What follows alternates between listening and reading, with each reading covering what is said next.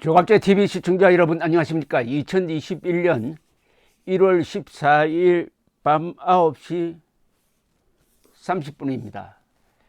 이제 도널드 트럼프 대통령이 두 번째로 탄핵 소추되었습니다. 미국 역사상 처음입니다. 이제 퇴임을 이제 뭐 한 일주일 앞두고 있습니다. 아마 임기는 채울 겁니다. 임기를 채운 다음에 상원에서 탄핵 재판이 이루어진다는 게 아주 좀 괴상합니다. 그러나 반드시 내란 선동에 대한 죄를 물어야 되겠다는 게 미국 의회의 결단이고, 상원도 여기에 동조할 가능성이 지금 상당히 높아지고 있습니다. 상원을 현재는 장악하고 있는 공화당의 지도자 미치 매코넬 씨가 속으로는 이번에 잘 됐다, 트럼프를 보내버려야 되겠다 하는 생각을 하고 있다는 보도가 잇따르고 있습니다. 이런 가운데 트럼프는 지금 탄핵 소추안이 통과된 이후에 지금까지 침묵을 하고 있습니다. 침묵을 벌써 4시간쯤 지났는데 말이죠. 그건 20시간 가까이 있는데 침묵하고 있습니다. 있을 수 없는 일이죠. 옛날 트럼프 같으면 지금까지 아마 트윗으로 한 20개의 트윗을 날렸을 것입니다. 기자들 앞에 나와서 아주 방방 뛰었을 것입니다. 그 전에 공화당이 들고 일어나고 백악관 참모들이 들고 일어나고 해가지고 완전히 공세에 나왔을 텐데 지금까지 침묵하고 있습니다. 이건 뭐냐? 저항을 포기했다는 거죠. 이제 자기가 딛고 있는 그 바닥이 무너질 뿐만 아니라 천장까지 지금 무너지고 있다는 겁니다. 총붕괴입니다. 완전히 우리에 갇혔는데 손톱, 발톱, 수족 뽑히고 잘리고. 자, 그래서 요사이 제가 보고 있는 책이 있습니다. 이 트럼프의 조카 여성이죠. 조카가 쓴, 메리 엘 트럼프가 쓴 작년에 나온 책이죠. Too much and never enough. 너무나 많이 가지고 있으면서도 만족하지를 않는다 하는 그런 취지인데, 이 책의 부제가 How My Family Created the World's Most Dangerous Man.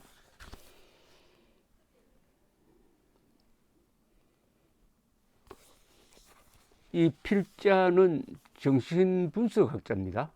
이 필자가 누구냐 하면은 도널드 트럼프의 형의 딸입니다. 그러니까 조카죠. 이 가족사를 이야기를 하고 있습니다. 이 사람 이야기는 딱 괴물이라고 그럽니다. 트럼프라는 괴물을 만든 게 누구냐? 바로 트럼프의 아버지였다고 합니다. 트럼프의 아버지, 자신의 할아버지죠. 할아버지가 문제였다. 프레드 트럼프가 문제였다. 이 사람이 자수성가 해가지고 사업을 하는 사람인데, 바로 트럼프를 자신과 닮은 사람으로 만들기 위해서 하드 트레이닝을 시키고 어마어마한 정신적 스트레스를 주는 바람에 도널드 트럼프는 어떤 인간으로 바뀌었느냐? 그 아버지를 닮는 인간으로 바뀌었는데, 아버지를 만족시켜 주기 위해서 하는 행동이 이렇게 되고 말았다. 그 아버지를 만족시켜 주는데 실패한 도널드 트럼프의 형은 결국은 알코올 중독 폐인이 돼서 일찍 죽고 말았다. 그러니까 이 도널드 트럼프의 아버지가 너무나 강압적으로 아들을 출세시키려고 하다 보니까 인간성을 망쳤다. 근데 이 사람이 백악관에 들어가는 걸 보고 이런 사태를 예견했다는 것 아닙니까? 이 책에서 뭐라고 이야기를 하느냐 하면은, 트럼프의 가장 큰 무기는 잔인함이다 그랬어요. 잔인합니다. 사람을 잔인하게 대한다. 특히 약한 사람 또는 항거 불가능한 사람을 딱 골라가지고 막 괴롭히고 욕하고 해서 군기를 잡는 사람이다. 그리고 사실과 거짓말은 자신에게는 아무 관계 없다. 내가 믿으면 그게 사실이 된다. 내가 말하면은 아무리 거짓말이라도 그게 사실이 된다. 이런 생각을 가지고 있는 사람이라고 묘사를 하면서 트럼프를, 도널드 트럼프, 자기의 삼촌을 그래도 동정하고 있습니다. 지금 트럼프가 저렇게 큰 선거에서 져놓고도 이겼다고 우기는 이유가 뭐냐? 죽은 아버지 앞에서 우긴다는 겁니다. 아버지 앞에서 내가 결코 패배자가 되지 않았다는 보고를 하기 위해서 이렇게 하는 것이다. 잠재의식 속에서. 그래서 저는 이게 어릴 때의 교육, 특히 부모가 어떤 존재였느냐 하는 게 한 인간에 이렇게 큰 영향을 미치는구나 하는 걸 좀 느끼고 있습니다. 지금 트럼프는 침묵을 하고 있는데 언론 보도에 따르면은 백악관에 틀어박혀가지고 하원의 탄핵 절차를 보면서 화를 냈답니다. 그러면서 자신을 배신하고 있는 공화당 하원 의원들에 대해서 엄청 욕을 하고 또 자신을 편들어 주지도 않는 사람, 특히 측근들에 대해서 화를 내고 이제는 줄리아니 변호사까지 전화도 받지 않고 멀리하고 해가지고 결국 지금 고립되어 있다는 겁니다. 트럼프를 편들어주는 사람이 없어요. 지금 옛날 같으면은 토킹 포인트가 나옵니다. 이번 탄핵은 이런 논리로서 잘못되었다 해가지고 백악관이 일제히 언론 그리고 정치인들 상대로 일대 심리전을 해가지고 팽팽한 대결 구도로 가는데 완전히 포기해버렸습니다. 지금 트럼프가 반론을 제기하지 않으니까 아무도 반론을 제기하지 않습니다. 이 공화당 의원들도 반론을 제기하지 않아요. 사실 반론을 제기해도 무슨 논리가 맞지 않는 그런 상황이 되어버렸습니다. 이런 가운데서 이제 운명은 미치 맥코넬에 달려 있습니다. 미치 맥코넬이라는 사람은 70대 후반입니다. 켄터키주 출신이고 이분이 이력을 보니까 42년 동안 상원 의원을 했어요. 그리고 이 부인이 흥미로운 사람입니다. 엘라인 차오라는 대만계 중국 사람입니다. 여자분입니다. 이분이 부시 행정부 때, 아들 부시 행정부 때 노동부 장관을 8년을 했고 이 트럼프 때 운수부 장관을 며칠 전까지 했습니다. 그러다가 사표를 냈습니다. 이 상황이 좀 묘하게 되니까 이 사람, 그러니까 미치 맥코넬은 재혼한 분인데 이분의 현재 장인은 아주 재벌입니다. 제임스 C. 챙 차오라는 분인데 이분의 이름을 제가 한자로 찾아보았더니 저하고 같은 조입니다. 나라조입니다. 주석석자 조석성이군요. 조석 일성자 조석성. 그리고 미치 맥코넬의 부인의 한자 이름도 있었는데 조소란, 엘라인 차오. 아버지는 이 장인의 이름은 제임스 S.C군요. 제임스 S.C. 차오. 아주 부자입니다. 결혼을 잘 해가지고 이분의 지금 재산이, 미치 맥코넬의 재산이 한 2,500만 달러, 약 250억 재산가입니다. 이 아주 충실한 상원의원, 상원에서 42년 이렇게 일했으니까 얼마나 그 속성을 잘 알겠습니까? 그래서 사실상 트럼프 정권 시절에는 미치 맥코넬이 실질적인 실력자였습니다. 미치 맥코넬이 주도를 해가지고 제1차 트럼프 탄핵도 상원에서 깨끗하게 막아주곤 했는데 이 미치 맥코넬이 지난 1월 6일 그 난동을 보고는 그 전으로 해가지고는 완전히 트럼프는 안 되겠다. 이 기회에 트럼프와 공화당이 갈라서야 한다. 그렇게 생각하고 있던 차에 민주당이 악역을 맡아가지고 탄핵을 안을 딱 상원으로 올려놓았으니까 이제는 맥코넬이 찬스라고 생각하는 듯합니다. 지금 뭐 정치라는 게 앞으로 미래에 어떻게 될지는 모르지만 현재로는 어쨌든 트럼프의 명줄을 쥐고 있는 사람은 미치 맥코넬입니다. 자, 미치 맥코넬이 탄핵 소추안을 어떻게 처리하느냐는 겁니다. 1월 19일까지는 회기를 열지 않는다고 그러니까 임기는 다 채워주도록 하고, 그 다음에 바이든 대통령이 1월 20일에 취임한 이후에 상원에서 이제 재판에 들어가는 겁니다. 그때는 미치 맥코넬이 지도자가 아닙니다. 그때부터는 상원도 민주당이 차지합니다. 이제 민주당 주도하에 탄핵 절차가 이루어지는데, 탄핵이 되려면은 67명의 찬성이 있어야 됩니다. 그런데 공화당이 50석, 지금 민주당이 50석이에요. 그런데 민주당 50석에다가 17석을 보태야 됩니다. 즉 미치 맥코넬의 협조를 받아가지고 공화당은 17명이 탄핵에 찬성하면 되는 겁니다. 그 가능성이 있다는 겁니다. 미치 맥코넬이 그 사이만 하면은 트럼프는 탄핵이 되는데, 이건 어떤 의미가 있느냐.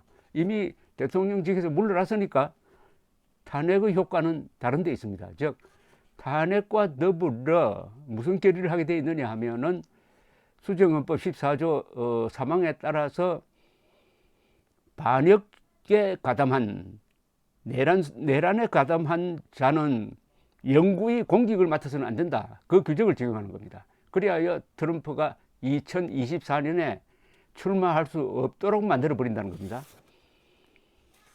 그런 이해관계가 일치하고 있다. 왜 그래야 되느냐. 몇 가지를 이렇게 살펴보면, 첫째, 맥코넬이 보기에는 트럼프는 이미 지는 해다. 현직에서 물러나면 이제 힘을 쓸 수가 없다. 그리고 트럼프가 지금 공화당에 큰 금전적 해를 끼치고 있다. 그건 뭐냐면은, 트럼프가 있으면 우리가 공화당에 정치 헌금을 안 하겠다는 사람이 많아지고 있습니다. 특히 공화당의 지지 기반인 기업에서 정치 자금 못 내겠다는 거예요. 이건 공화당의 치명적입니다. 그런데 트럼프는 자기 혼자 돌아다니면서 부정선거 막 주장해가지고 한 3억 달러 모았어요. 트럼프 때문에 공화당에 돈이 안 들어온다는 겁니다. 그 다음, 이 트럼프의 지지자들, 이 골수 지지자들이 트럼프를 믿고 계속 공화당을 스토킹하면 이 공화당이 제대로 일어설 수가 없다. 이 공화당은 링컨을 배출한 정당이 공화당입니다. 그리고 레이건 대통령을 배출해가지고 동서냉전에서 서구가 이기도록 만든 게 이 위대한 공화당입니다. 그런데 어떻게 트럼프라는 괴물을 만들었느냐. 다시 옛날 공화당 모습으로 돌아가야 된다. 그러면은 트럼프 지지자들 중에 상당수가 광신도입니다. 음모론자들입니다. 이들과 같이 갈 수가 없다. 과거의 공화당으로 돌아가기 위해서는 트럼프를 형식상 민주당과 손잡고 완전히 매장시켜 버려야 된다 하는 생각을 갖고 있다고 합니다. 그런데 트럼프는 지금 손발이 잘렸습니다. 트위터를 못하니까 지금 뭘 하고 있는지도 몰라요. 다른 무슨 수단도 없어요. 그렇다고 기자 앞에 나와가지고 유일하게 이 탄핵이 통과된 다음에 유일하게 방송을 하나 했습니다. 비디오로 찍어가지고 5분짜리 방송을 했는데, 그거는 폭력을 써서는 안 된다, 폭력을 반대한다는 메시지를 전하는 거고, 탄핵에 대해서는 한마디도 하지 않습니다. 탄핵 이후에 그게 나왔는데도 말이죠. 그리고 수단이 없어요. 무섭습니다. 지금 어떤 한 정치인을 골로 보내려면은 트위터나 페이스북이나 유튜브나 아마존이나 이런 데서 그 사람 계정을 끊어버리면 됩니다. 빅테크라고 하는 이 대기술 집단이 얼마나 무서운 영향력을 행사하는지 이번에 우리가 또 얼마나 위험한지도 잘 보여주었습니다. 그런데 하나, 트럼프의 카드가 하나 있다고 합니다. 그것은 사면입니다. 사면. 누구를 사면하느냐? 셀프 사면을, 자기가 지금 물러난 다음에 조사를 받게 돼 있는데 자기를 미리 사면해가지고 형사처벌 대상에서 제외한다. 그리고 자기 친척, 뭐 측근, 아들, 이런 사람들도 또 뭐 줄리안이라든지 자기를 위해서 잘해준 사람들을 일괄적으로 사면하지 않을까 하는 기사가 나옵니다. 그거는 사면하면 또 그것 가지고 와글와글 할 테니까 이 탄핵에 쏠렸던 관심을 그쪽으로 돌리는 효과도 있고 해가지고 미국 시간으로 아마 내일쯤 사면 소송이 벌어질 가능성도 있습니다. 어쨌든 트럼프는 이제 몰락하고 있는데 트럼프가 왜 이렇게 끝이 황당하게 되어버렸느냐. 1월 6일 기점으로 해가지고 한꺼번에 와르르 무너지는 게 왜 그렇습니까? 바로 거짓말입니다. 이 사람의 이 선동이 전부 하나부터 열까지가 다 새빨간 거짓말이었습니다. 그 거짓말을 그냥 우기고 하다가 결국은 마지막에 펜스라는 장벽에 막혔습니다. 마이크 펜스가 거기에 협조 못하겠다. 내가 거기에 협조했다 그러면 나도 반역자가 된다. 라고 돌고, 그 다음에 펜스 주제로 해가지고 의회에서 바이든의 당선을 확정 짓는 순간에 그것을 막아보려고 선동을 해가지고 한 10,000명 정도가 이 의사당에 몰려왔다고 합니다. 그래서 5명이 죽고, 그걸로 1월 6일로 해가지고 완전히 끝장나 버렸습니다. 이 거짓말이라는 게 한번 싹 올라갈 때는 상당히 무서운 것 같아요. 그러나 그 정체가 드러나서 무너질 때는 이처럼 이렇게 무너집니다. 한국에서도 바로 이 거짓말 공화국이 있지 않습니까? 북한 노동당 정권이 거짓말 공화국이고, 북한 노동당 정권과 연계된 이 한국의 극좌 운동권 정권도 거짓말 공화국입니다. 하나, 이 트럼프를 맹종하는 한국의 음모론자들, 대깨트라고 불리는 자들, 이 사람들도 지금 망해버리지 않습니까? 신인균, 공병호 TV에 한번 들어가 보세요.